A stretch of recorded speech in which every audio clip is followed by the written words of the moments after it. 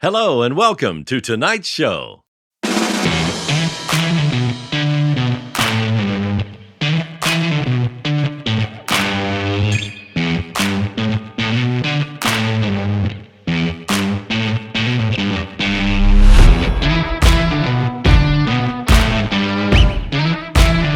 And hello and welcome to episode 157 of On the Bench, the podcast for skull modelers by skull modelers, all about skull models. And this episode is brought to you by Uriah Cohn, who has become our latest Patreon supporter. You too can help support the show. Simply go to www.patreon.com/onthebench and pledge any amount for as little as $1 per month. Your contributions help us with our production and hosting costs and are greatly appreciated by us.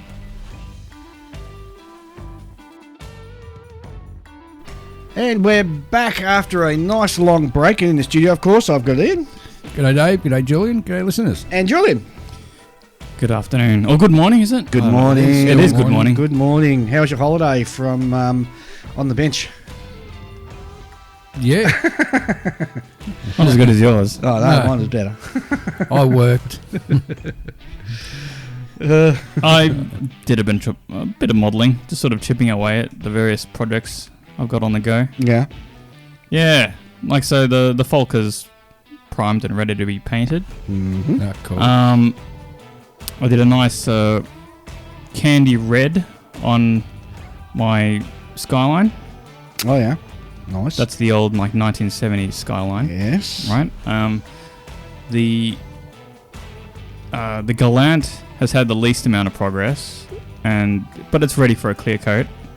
It still needs a bit of touching up, actually. Mm. It had a decal that I put on the hood, right?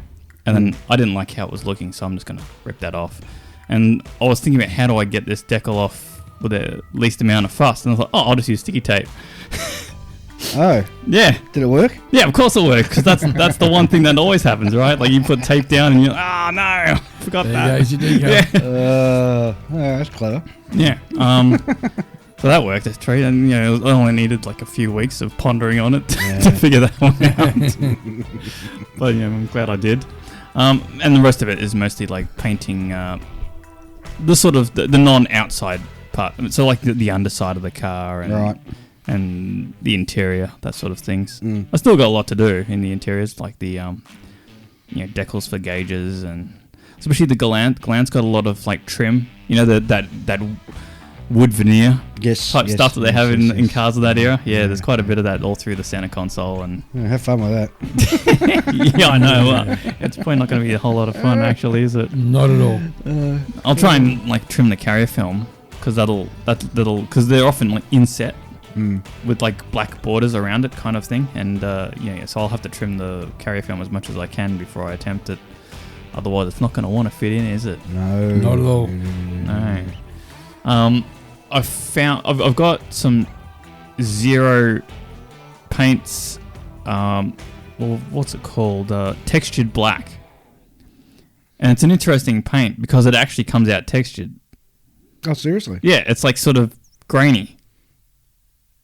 Grainy. I can't picture it. From the 70s, you had that sound deadening. Locks on the walls here in the studio. No, on the bottom of your cars.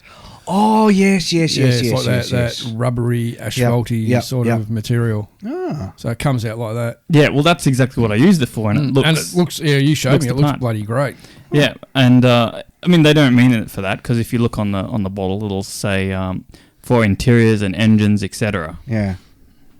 But it doesn't really... having used it, I don't think it really matches carpet or... No. Or the sort of, the plastic or vinyl elements on the dash or anything like that. It doesn't look right for that, but it's great for the underside of a car. Oh, cool. There you go. Yep. Because a lot interesting. Well, think about this is the difference between, say, cars, which everyone's around constantly. Yeah. And military vehicles that only exist in museums or in memory. Yeah. Is that you need to nail down like your finishes, right? Your materials have to look the part. Because if it's not, you're going to know straight away as soon as you look at it. Yeah, it just immediately looks like a model. And that's what sets like the really good car models apart from the sort of mediocre ones. Is you see their work and you're like, that really looks like stainless steel. That really looks like cast aluminium, you know? Cool. What about you, Ian? Me? Got about 95% done on the Musaru build. Ooh, I saw your pictures that you posted up on. Yeah, that was after an 11, close to a 10 to 11 hour stretch on the bench. And just got to the point where everything was blending in. So I thought, no, let's put it aside, take some photos, and a few people have pointed out a few things I need to adjust or fix. One of them was the right hand wheel, which I didn't actually sit flat, but that was fixed in about 10 minutes. You haven't got much time left. No, it's coming up really soon. Yeah, I'm hoping that by next weekend it's all not knocked over. Have your competitors finished? I think our Canadian friends are finished. Yeah, and I think Will's almost done. Oh my God, did you see the pictures he posted the other day? Oh yeah, it's freaking amazing. I think Will's going to be the one to beat. Oh, that guy's just not natural. Seriously, I mean, oh my God. It's pretty insane. Yeah. And he's had a few dramas with it too. Yeah, I know. Yeah, I've been following him actually. Yeah. And it's been interesting to watch the journey he's had with it. That's the thing when you're building for competitions, you can't just bin it. If it gets too much, you still have to slog through it. Well, the interesting thing about the Musaru Cup, unlike, other competitions, you actually get to see the guys as they're building it. Not all of them. Not everyone's posting. Yeah, not everyone's posting, but most of them you do. I think Darren Cook's posted some pictures of of his interior, and that's about all I've seen. Yeah. He's keeping his cards close to his chest. Yes, he is. But he's a phenomenal builder as well, so... Yep. Don't know. I'm glad I'm not in it this year. Yeah, it's a tough one. Well, it's interesting because when I was in Canada, I caught up with Alan Murrell and Ian Fraser from IPMS Hamilton. And there's supposed to be a whole heap of guys there, but a couple of guys were sick, and there was some heavy snowfall which prevented other guys actually getting there. So it was just the three of us in the end, which is really cool. And we actually discussed the Musaru Cup and where it's going to sort of go forward and everything, and we're pretty much going to keep it the way it is, I think. And because it's just such a lot of fun. It is, yes. And I did mention to him I hated doing the Gundam that we did, but I'm glad I did it because it pushed me out of my comfort zone in such a large way. And so there might be some interesting kits coming down the pike for the next couple of competitions, I think. That sounds good. Who's next? Julian.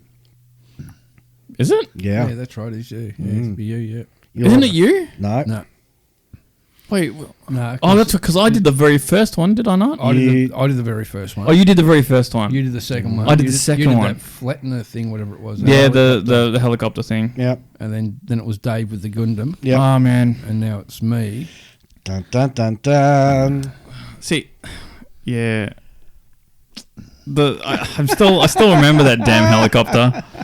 Like I didn't do a very good job, but I finished it, and that was I think that was all the only reason it won. It's sitting in my model shelf actually, because you gave it to me. Remember? Yeah, that's right. Yeah. Yep. I think Julian's trying to scrub his memory. A couple of parts have fallen off it, which we're going to need to glue back. Oh, on. really? It's sitting there, like a door or something's come off or something. Oh, really? Okay, well, that's weird because I would have thought those parts are not the parts that would come off.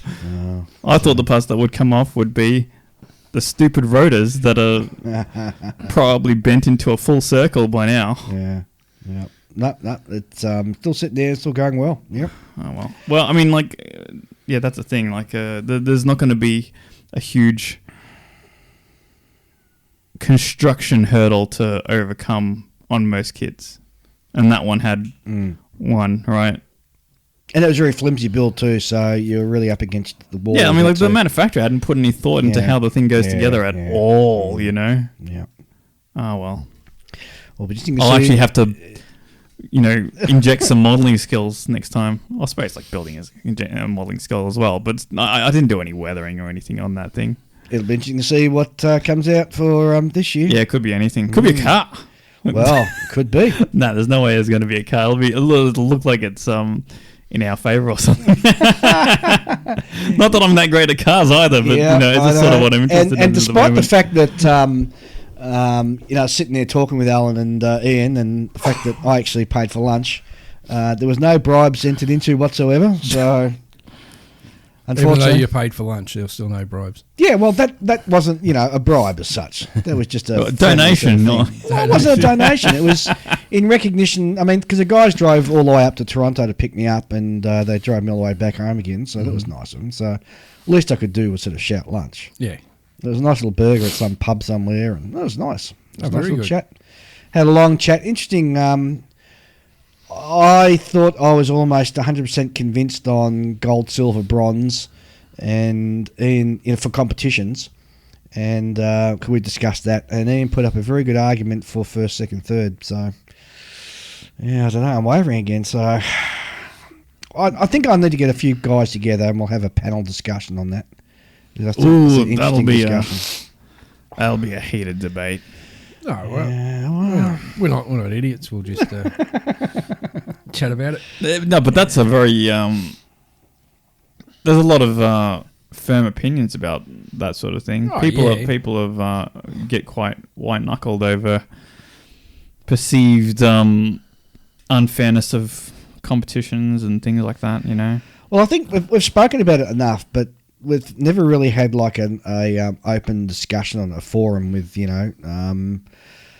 a whole group of different people. So that's in the near future, coming for an episode in the next month or so, which will. That sounds good. I'll gather together some people and we'll just have a discussion about it and see how we go. Should be interesting. I like that idea. Yeah. So do I. It's just finding a time where everybody around the world who I want to bring in is available. Yep. So it'll be some weird thing.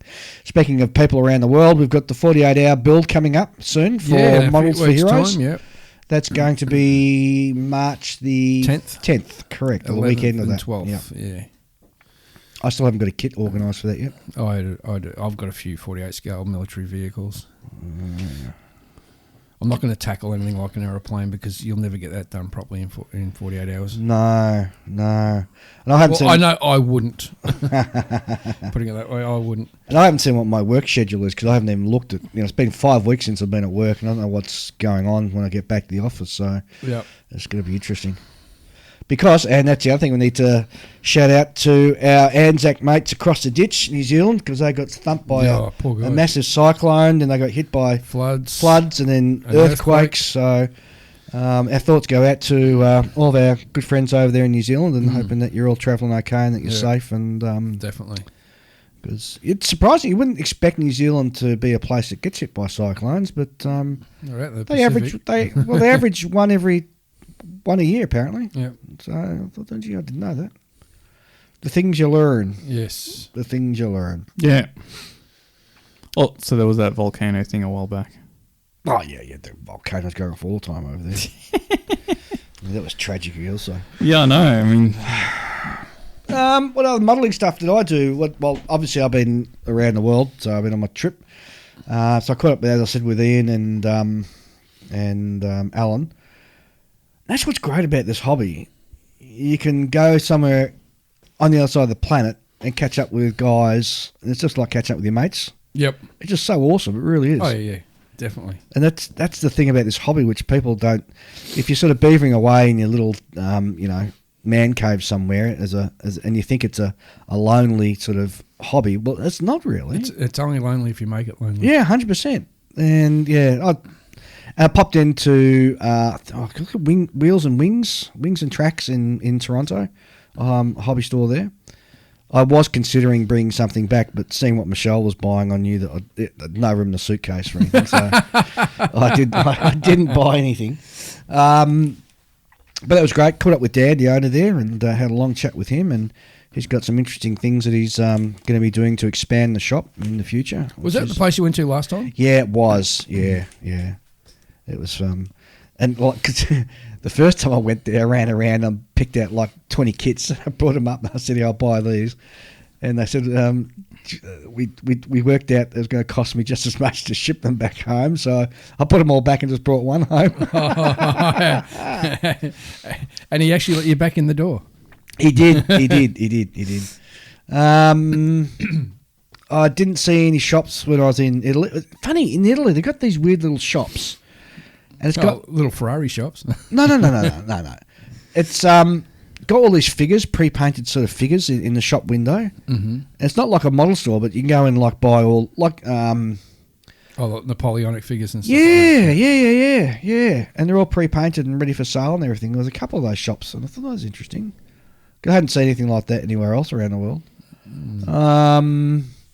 LA, didn't have enough time really to pop out and see anything. I was only there for a couple of 3 days. Yep.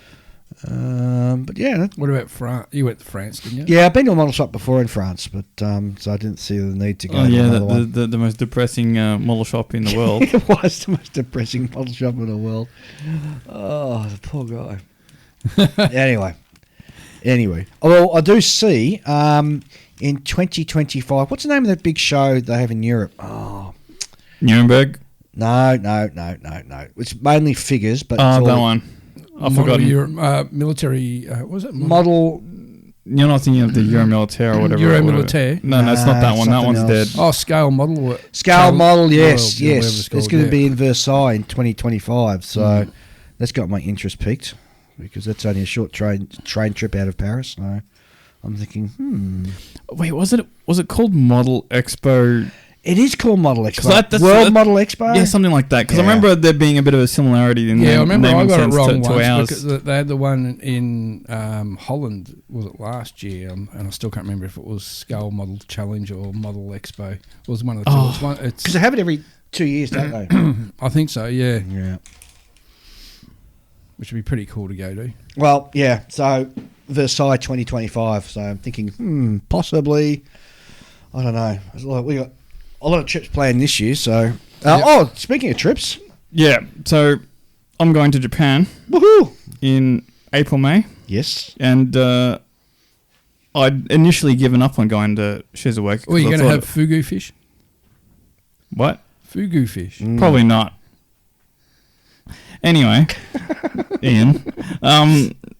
So I'll be trying to go to the Shizuoka show because I will be going through that city at the time that it's on. Do you have to pre-book? That's the weird part because they've only just announced when it's going to be on, and it's going to be on in middle of May, right? So the notices are really short, and they haven't even put up anything yet as to how you're going to be able to get to it because apparently last year it's a thing where you had to buy the tickets online, which is weird for the Japanese. Is that because of COVID last year though? Yeah. But the Japanese, are kind of still in the COVID mindset in a way. Everyone still wears masks and things like that. Even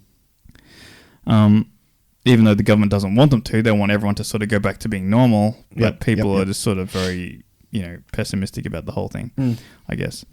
So we'll see how it goes, but it's the kind of thing I'll have to monitor closely throughout the trip or leading up to it, and then find out what the conditions are to get in. So you'll have to do a report for us from over there while you're over there. Yeah, have to do a bit of something, yeah. Go to Tamea. Take some photos. You going to Tamea? Well, that's the other thing. So I should probably, because what I'll be doing is I'll be on a road trip from Tokyo down through Shizuoka and then into Osaka, and then coming back.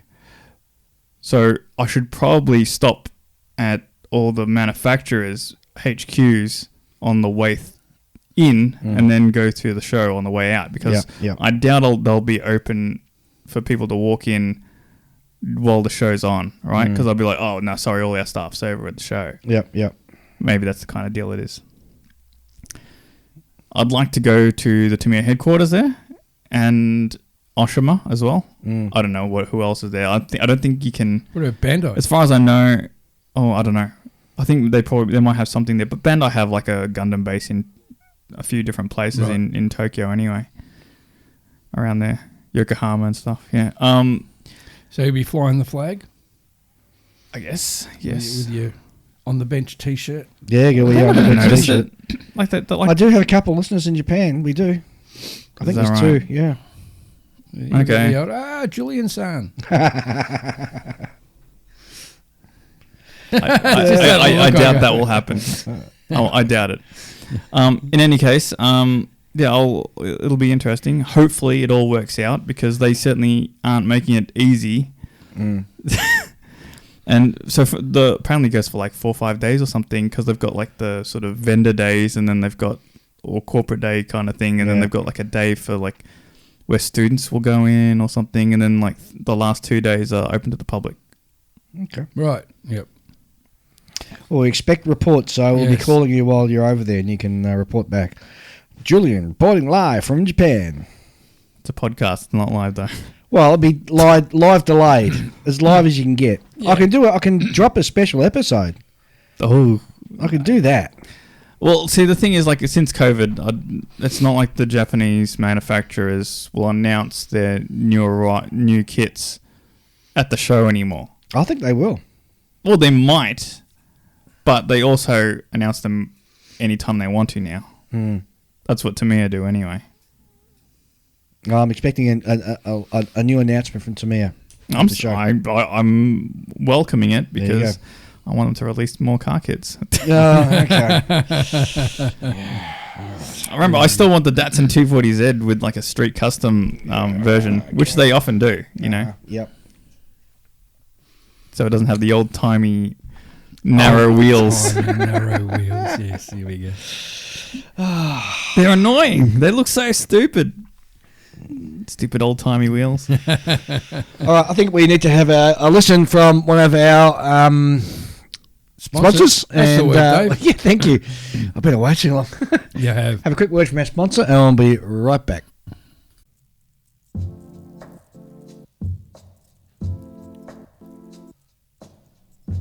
The Scale Model Supply.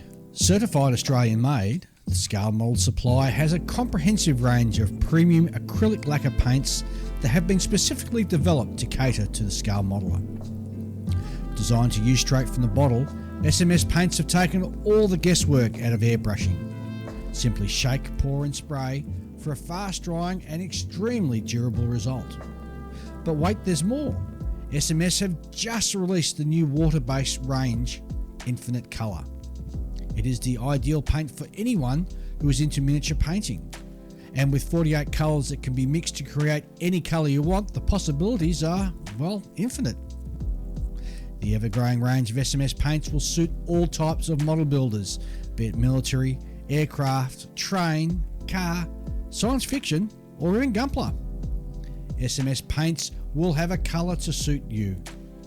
Available now through selected stockists worldwide and online at www.scalemodeler.com.au.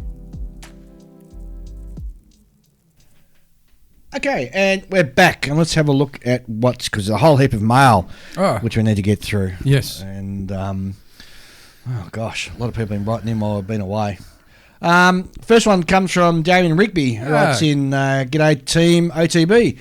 Just a quick note to congratulate you guys on the success of the podcast and also how well the On The Bench Facebook page has taken off. It has. Jeez, we're getting new members. I know. Like really an hour. Every hour there's someone new popping up. And I can't keep up with all the posts. There's that many. Yeah. It's really good to see. It's wonderful to hear your interview with my old mate Andrew Juddo from Spec Mod Models a few episodes He's back. a great bloke. When I say old mate, I mean it. We go back over 40 years to primary school in Diamond Creek back in the mid to late 70s when he was building hot rods and I was into trucks and World War II aircraft. It's good to see how well he was building hot rods in primary school? Oh, wow. I'm telling you, Right. when I was in primary school, model trucks were a huge thing back in the 70s. It was off the charts. Well, I remember the early 80s. I used to hang out with a mate of mine who used to build models, and we'd just go and we'd try and build a model over a weekend. You go to this joint. But see, that's the impatience of children. Yeah. If you weren't building it in a weekend, it's like, oh, I was taking forever. Yeah, but I remember in grade 5 and grade 6, we were building, well, I wasn't, I didn't like them, but they were building, trucks like, Kenworths and Macs and all that sort of stuff. It was a big thing. So, anyway. Damien goes on. It was also cool to get a shout out from long-time online friend Mark Doremus from USA. We've been following each other's builds and exchanging information for almost 15 years via the Kitmaker Forum network, and it was really good that he finally made it down under. Ian, yes, I did stop into your work. Sorry I missed you, mate. Yes, he did. I was there purely to talk business.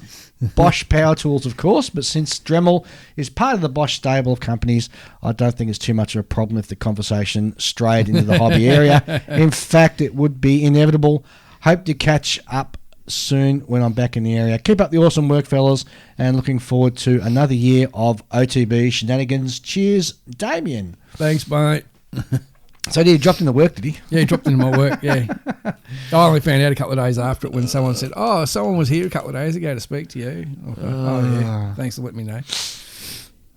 Next one comes from Greg Lester, and he writes, maybe a question for young Julian, but I'm going to attempt at some stage a few high-gloss aircraft. It's the dark side for me, says It is, Greg. considering he does really nice ships. So, prepping, layers, and sanding between coats might be an interesting topic. I've just ordered some of Scott's new chrome paints. It's Scott from SMS Paints. Mm-hmm. Scott's new chrome paints to try this. Don't have to read out, just a suggestion. Well, we do read it out, Greg, because you sent it anyway. So, what do you reckon, Julian? Yeah. You probably don't need as many coats as you think you do. You just sort of need enough material to work with that you think you're not going to burn through when you're doing your polishing and all that sort of stuff. But you'll definitely need to give your undercoat a good sand. Yeah, I mean, just at least to knock it flat a bit, yeah. And give the paint something to grip to too.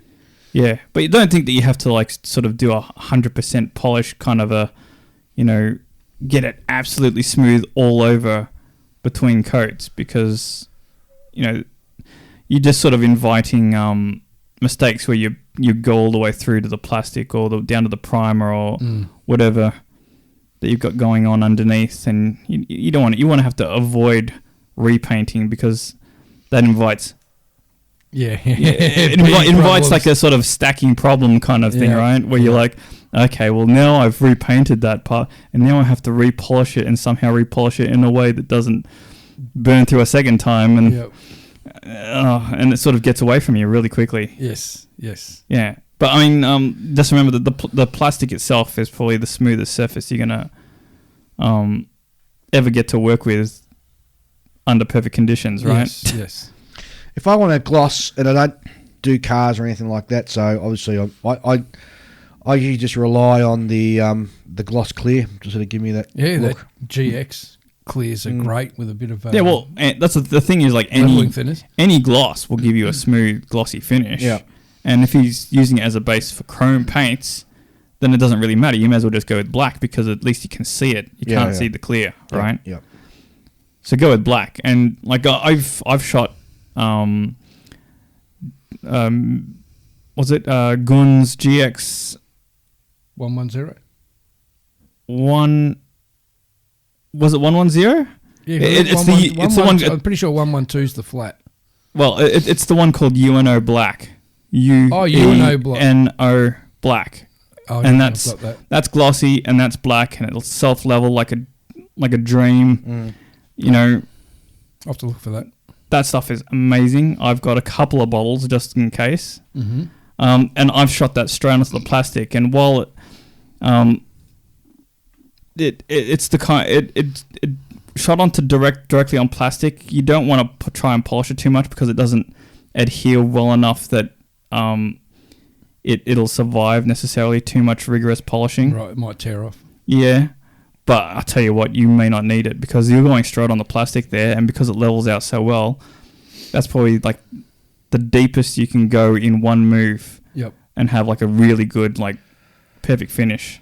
And the other thing when you're polishing too is not to put too much heat into it when you're actually polishing, like physical friction heat. Don't try to like press into it and then thinking that you're going to do more work faster. Yeah.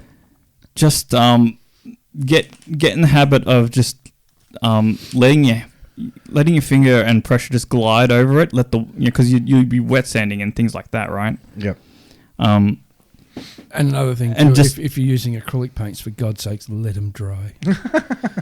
give it at least a week. Yeah. If you're going to start playing with polishing and that, let that paint sit for at least a week. Okay. Let it gas off properly, because you get it too early, you might find it hasn't cured properly underneath the top surface, and then as soon as you start rubbing it starts moving. Yeah. And that's when it starts tearing, or you go through very easily and ball. Even seen it where it can ball up the paint. Ooh. Then once it balls up, well, then you know it's going into the paint stripping bath, because you'll be starting all over. There's no going back from balling paint. Yeah. I like to use the 6000 grit, like sort of I don't know if you'd call it polishing cloth. Yeah, I'd call it a cloth at that rate. Yeah. Yeah. And I forget which brand I use. I can't remember if it was Guns or Hasegawa but it wasn't micro mesh. I don't really if Mr. Infinity does a lot of if that Mr. stuff Will too. Pattinson says the Alclad micro mesh is no good, then I'll trust his opinion, because he's very finicky about all that sort of stuff. Yeah, he's like the guru. Yeah. So I just go straight from the 6000 to almost straight to polishing after that with the actual compounds and things. Yeah. Yep. Definitely agree. Yeah. There you go, Greg. Hope that's answered your question. Yes. Oh, and Greg, I love your new Facebook name too. Sorry, what? I missed that. He changed his name on Facebook. Oh, did he? Yeah. Next email comes in from Rob Booth, who's the Chief Judge of Model Fiesta 41. And unfortunately, this email came through a little bit too late for us. Oh, so we missed it. Because Model Fiesta 41 was held on February the 11th. Yeah, we're definitely late for that. Which is, unfortunately, the 18th. So it was last weekend. But I'm sure they had a fantastic time. And sorry, Rob. If you need to give us a bit more of a heads up for for when your show's on, Especially if Dave decides to go overseas. Yes, unfortunately, yeah. But I hope you guys had a fantastic time, and please send us some pictures of the competition. Yeah, definitely. We'd love to see him. Would have been really good. Definitely. Next one comes from Martin Hanny, who writes in, just wanted to say thanks for the airbrushing episode before Christmas. It covered the basics fantastically, and it was exactly what I was thinking about. Best wishes from Martin. You're welcome. No problems at all, Martin. More than happy. Yep.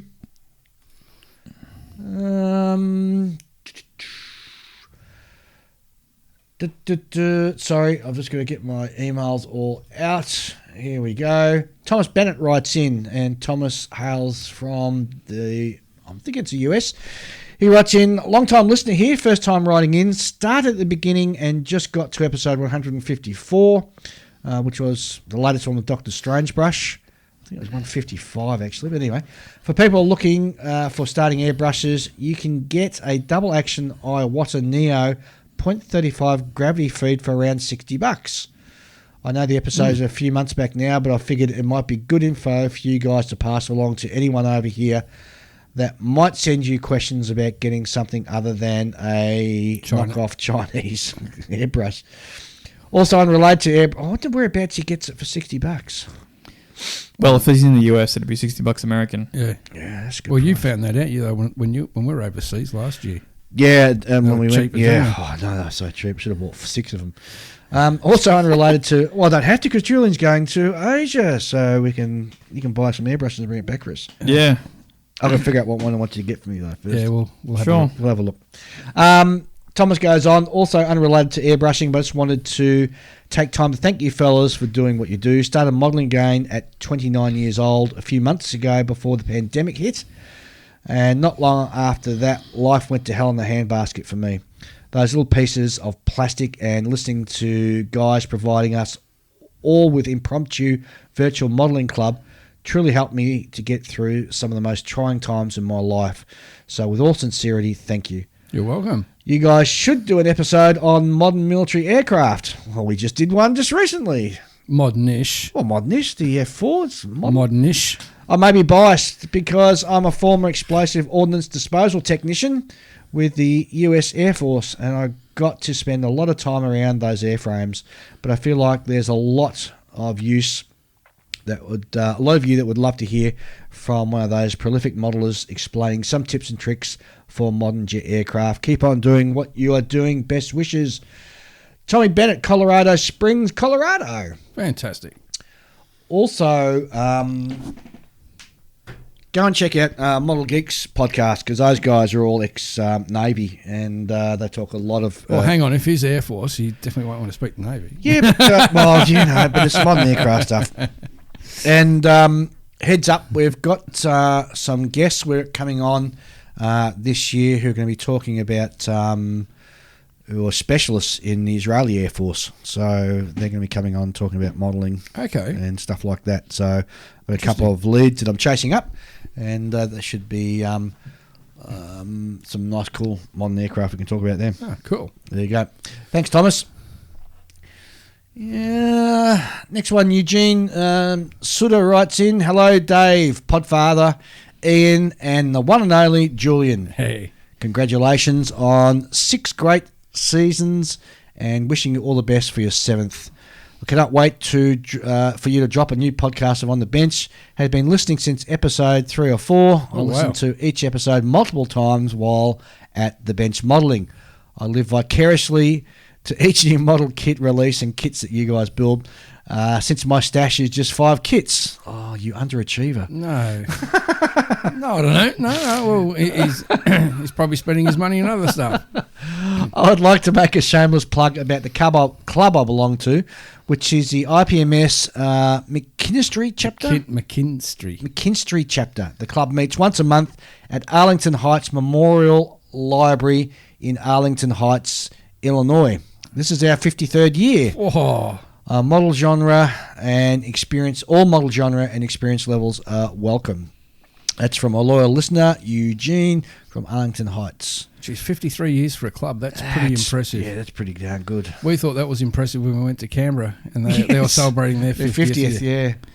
That's an interesting thing, isn't it? I mean, that would mean in like the super early 70s, days, right? The 70s. Yeah. They'd already formed the club. club. The 60s almost. 60s, yeah. 60s? Yeah. Yeah, even so. I mean, that's old Ethics in a Bag era, right? Old-timey, Julian. Yeah, I mean, well... hang on, we're talking America, that'd be the old Hawk kits. Monogram. Lindbergh. Oh, yeah, the Lindbergh. Yeah. Revel and Monogram, I think, maybe. Yeah. Right? Yeah. Like, I've built a really, really old, I think it was Monogram kit or Revel kit, I can't remember which. But it was it's a Hellcat in 48 scale, and you don't get much in the cockpit at all. Yep. But it's got like the folding wings, and it's got like the landing gear can go up and down and swivel and all that sort of crap. Yes, I remember that. Yep. Yeah, because I found it on sale at the Hobbyman when it used to be in Dandenong here. Oh, the very early days. Yeah, when he was behind the old cinema. No, like when he was in the arcade. Oh, I remember when they first started. No. When they first started, man, it was in behind where they used to have the cinemas. Okay. Then he moved to the arcade. Right. Okay. I'll take your word for it. Arthur was the guy's name. Yeah, Arthur. He was good. He was a strange cat. Hello, Arthur. Arthur. He could be a strange. He was a friendly enough guy, but he was a bit of a strange cat. That's true. But then again, if you run a hobby shop, you got to be a bit of a strange cat to begin with. I agree. In any case, I was in there as a kid, as a teenager, very early teenager, and I went in there, and I would see all the kits on, because before that, I'd only ever bought my model kits at Kmart. Oh right, yep. Kmart of all places. I remember as a kid. We used to do the maybe once a month, a couple of us do the big trip to Melbourne, to the city, and go to the Hearns, big smoke. Yeah, go to Hearns Hobbies, and I think that's right. Before Metro, there was Hearns Hobbies was a big one. There were two next to each other there. There was Hearns and there was another one. And there was one up. What was the other one? I think it was... the Victorian Hobby Centre? Victorian Hobby Centre. That was a good one. And there was another one that was like... I can't remember. It was in Central City somewhere. And it was like this narrow joint that you walked in and you could go to the right, and basically you had to walk sideways to get through the shelves. Because was it in the Tivoli Arcade? No. Just off Collins Street? No. It used to be next to the military bookshop, I think. Oh, You know what I'm talking yeah, about I now, do don't you? now, yeah, I can't remember the Well, name of it. Yeah. We've gone on a bit of a tangent. we have. Yeah. Yeah. In any case, I built some really old-fashioned kits, and it really looked the part. Like, it looked like it was from the 70s, right? Because the box art was all, kind of like the way the Lindbergh kits are, Yes. and AMT kits are. These days they still have the same old-fashioned box art. As a nostalgia thing now, but back then it was one of those kits. yes. I don't know who owned it.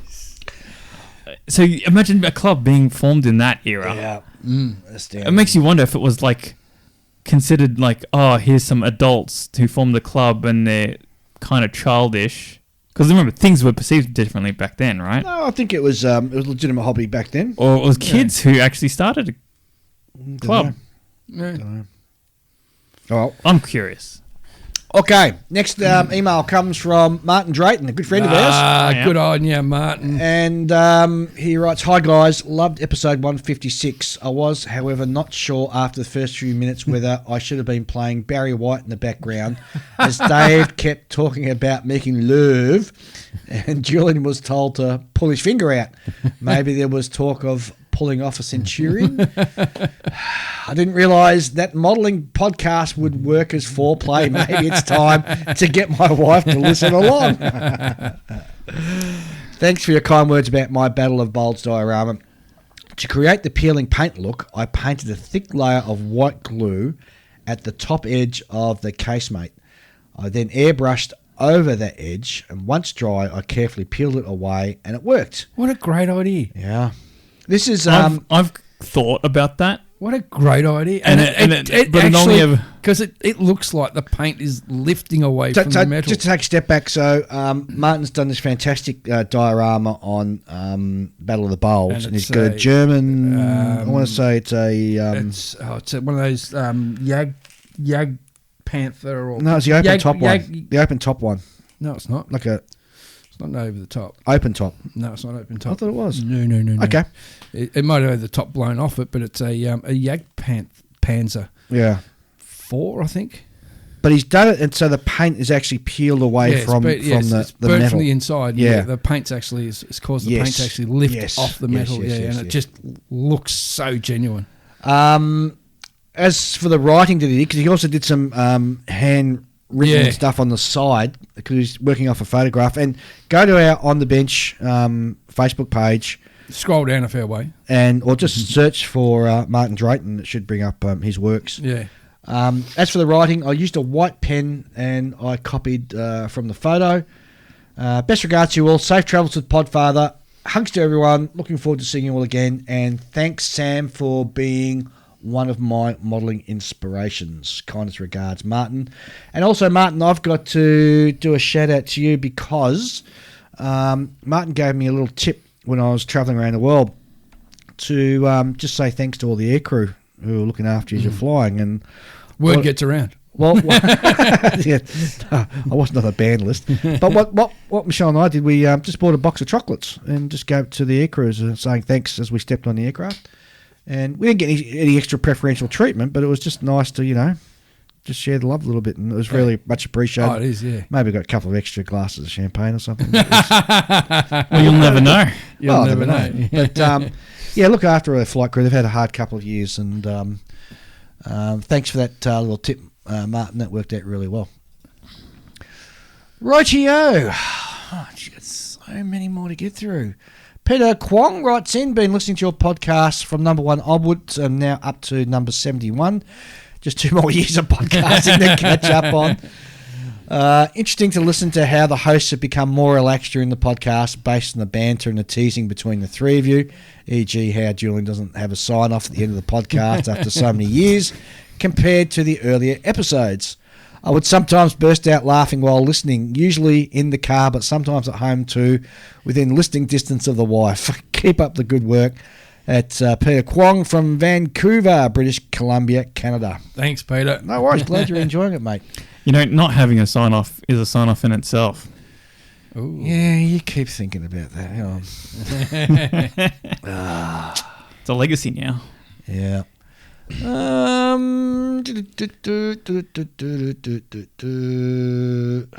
Rightio, okay. So Justin Ryan writes in, hey fellas, the past weekend at our monthly MFCA club meeting, I was asked to be the social media podcast liaison officer for the club and the annual show. We would like to expand the show and we want to start reaching out to people that aren't really aware of it, starting with those already in the hobby, but not so much in the figure world. I was hoping you guys could mention the show and its details in an upcoming episode. We do have a Facebook group and can be reached. They can reach the higher ups through that Facebook page. So the show is the 80th annual MFCA, which is Miniature Figure Collectors of America, and it's going to be held on the weekend of the 5th and 6th of May 2023 at the Radisson Hotel, Philadelphia East, 2400 Old Lincoln Highway, Trevose, I hope I pronounced that well, Pennsylvania. There's a showroom special if you want to book in and stay there over the weekend at $124. And for more information, go to www.mfcaclub.com. That's all. I'll say it again, www.MFCA, capital C, lowercase LUB.com, or just look them up on Facebook. That'd be quite an interesting show to go to, actually, all figures. I've never been to a pure figure show. Well, this is Miniature Figure Collectors of America, so it's not just builders and painters, you would imagine. Mm. And I reckon you'd see a lot of old stuff in there as well. Oh, yeah, definitely. Some good classic stuff. It was really interesting, and just it just harks back to, I was thinking last time I went through a couple of museums in Europe, seeing the old tin soldiers that are all painted up. Yes. And it's just amazing how that stuff sort of survives and gets through to today. Oh, so, definitely. Yeah. All right, Justin, I hope I've done you justice there, and there you go. All right. There's the next one. There should be another one floating around here somewhere. No, I think that's about it, actually. Yeah. All right. Well, there we go. You guys got any stuff to talk about in regards to contacts or anything on Facebook that we've seen? No, not Don't think so. No. All right. Don't forget, if you want to contact us, you can do so by sending us an email to onthebench64@gmail.com. We will read it out unless you specifically tell us not to. And we love hearing from you. So please send us an email and we'll endeavour to read it out. Okie dokie. Now, the Falcon is not aware that I'm back in country, so he hasn't sent in a... I spotted a couple of things online. Have you? Tell us about what you spotted. ICM have shown the box art for the new 48 scale Martin Marauder. Oh, and? Box art for the 148 scale Sally Japanese medium bomber. Oh. Which are upscaling from the 72nd scale one they just released. So you're definitely going to get the Martin? Well, I don't know. I've put so much. Look, I've already rescribed and started doing the riveting on the old monogram one years ago. And as soon as you started doing that, someone's going to bring one out. And I spent over $100 on aftermarket to bring it up to Edwardish type specs. Yeah. So I should just do something with it rather than leave it sitting in the box in me cupboard of woes. Yeah. If I were you, I would think about But I do know that my local hobby shop's getting the new 48 scale HK models Mitchells in. Right. Which I might grab one of them. Yeah, but think about this, like how many twin engine American bombers can you really make before you're over it? Well, all of them. So you don't think you'd ever build more than one Marauder or whatever it was? I'll probably only build the one Marauder. Okay. So it may as well be the good one, not the bad one then. Well, the monogram one's still a good kit for its age. Oh, yeah. I'm sure you'd like to think so. And then what'll happen is you'll get maybe you'll get halfway through it and then you'll see someone else's. Someone will bring it into the model club and I'll have it there on the table and you'll look into it and then you'll look up and you'll see me looking right at you, right? And you'll know that I knew that was going to be better, right? And you're like, God damn it! Now I'm going to have to buy one of these. What am I supposed to do with the old one? You'll say. Yeah, the problem is I've already started it, so I can't just give it away. Doesn't matter. Think about repurposing it. Maybe making it a diorama or something, right? Mm. This one caught my eye. This was an announcement from a new company, or I assume new company, Diobros. Diobros? Yeah, that's how I see it. Dio Bros. Yeah.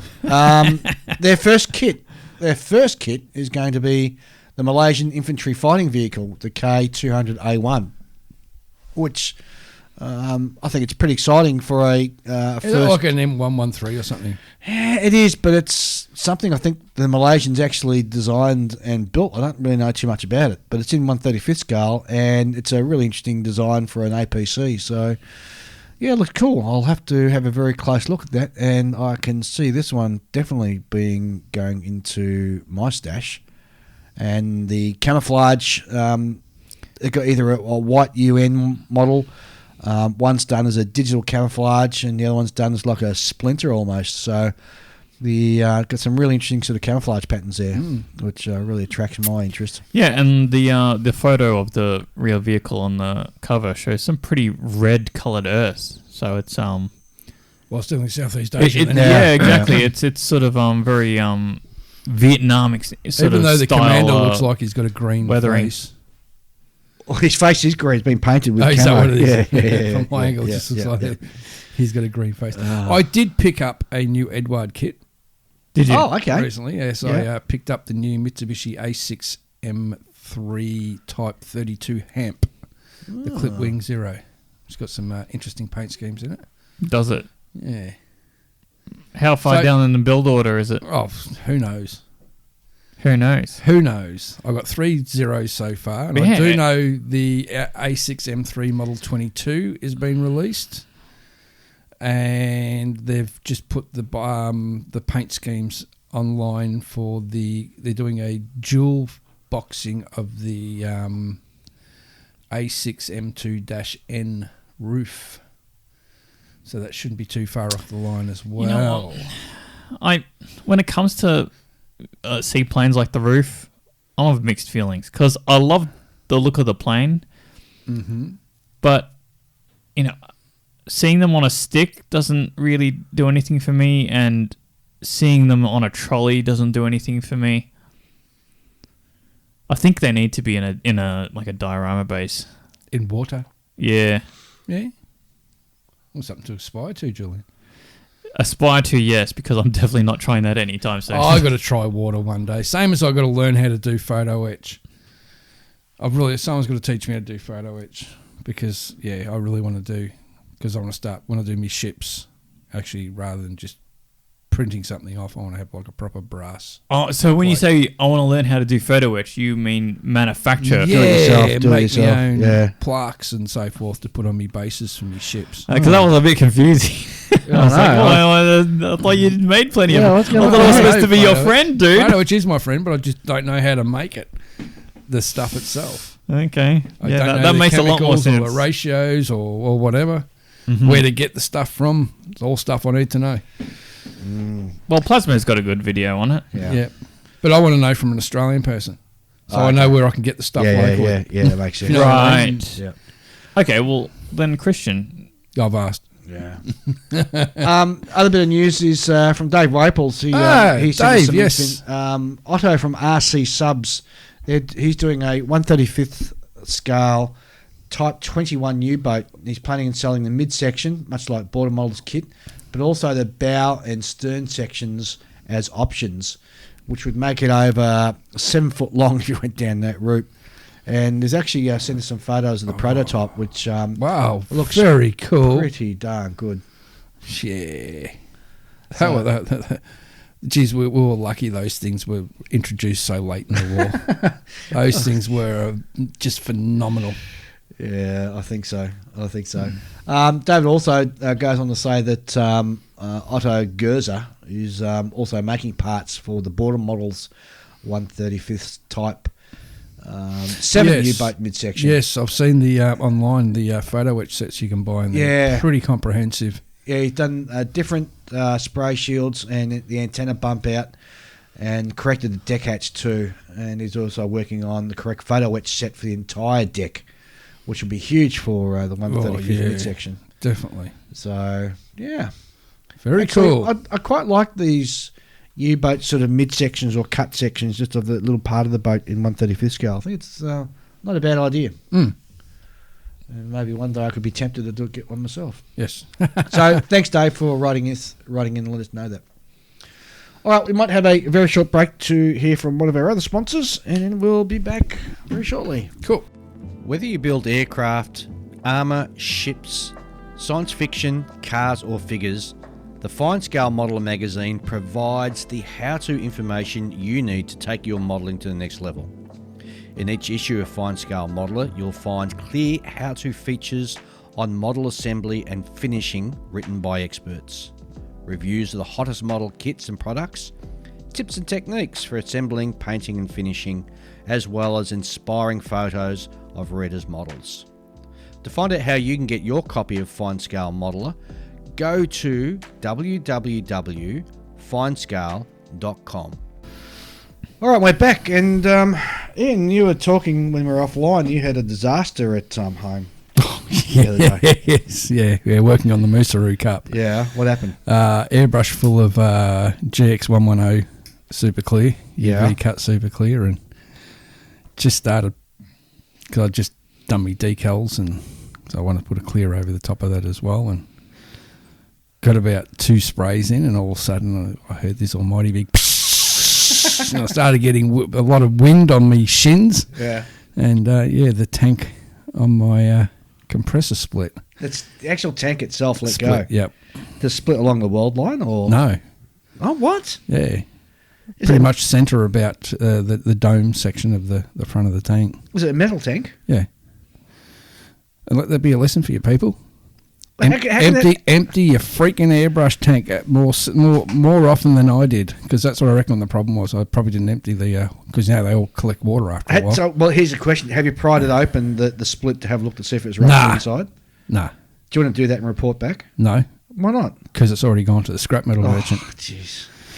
And it happened at 20 to 5 on a Saturday afternoon. Oh. And there I was with a gun full of clear, thinking, what am I going to do? Oh, hang on. The hobby shop's 5-minute drive down the road, and they close at 5 o'clock. So jumped in, grabbed my wallet, jumped in the car, went down to the hobby man, saw me good mates at the hobby man, and I've gone, you guys have got to help me out. I need a compressor. Oh, yeah, we've got plenty in stock. So I bought a compressor right there on the spot, which is basically identical to the one I had. Yeah. I presume they're all pretty much the same now. Yep. Well, I guess so, yeah. Yeah, they are. Hooked it up, and away I went. Oh, that's funny, yes. Yeah, so the old Moosaroo's coming along. I had a really good day on last Sunday where I got everything done early and got on the bench and must have spent 10-hour stretch, just bang, bang, just knock it all together, and put a couple of photos online, and a few people made a few suggestions, which I'll be looking into and making some adjustments here and there. So, yeah, it's pretty much 95% complete now. So, dun. Speaking of the GX100 Super Clear. Oh, it's great stuff, isn't it? It is. Oh, it's just... You've been using it much, or? Now I am. Okay. Now I am. Now that I've actually discovered exactly how good the stuff really is. Yeah, it's amazing. It is, yeah, because I used to get the just the Guns Premium clears, which they don't make anymore now. Oh, yeah. So it's all the UV cut stuff, which is just amazing. It dries so hard too. Mm-hmm. Yeah, because the aqueous gun stuff is a bit sort of forever tacky, as they say. I don't know about forever tacky, but I know you got to let it sit for at least a week before you start really abusing it.